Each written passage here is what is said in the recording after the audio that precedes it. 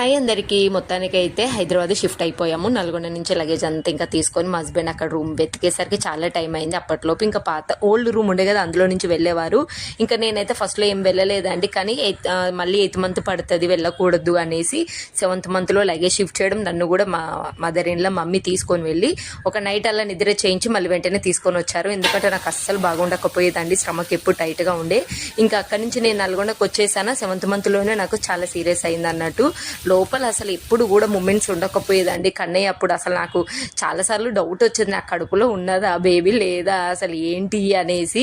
ఎన్నిసార్లు స్కానింగ్ చేసినా కూడా నేను ఆ ఫేస్ చూడడానికే, అంటే స్కానింగ్ రిపోర్ట్స్ ఉంటాయి కదా, ఫేసే చూసేదాన్ని. నాకు ఉన్నదా లోపల బేబీ. చాలా వీడియోస్ చూసేదాన్ని. అప్పట్లో యూట్యూబ్ కూడా లేకుండదు కదా. అసలు ఏంటి అందరూ మంచిగా మూమెంట్ ఉంటాయి అంటారు, నాకేం లేదనేసి లాస్ట్లో 7th మంత్లో చాలా సీరియస్ అయితే హాస్పిటల్ కూడా జాయిన్ చేశారు. నాకైతే ఇంకా డెలివరీ అయిపోతుంది అని మా మదర్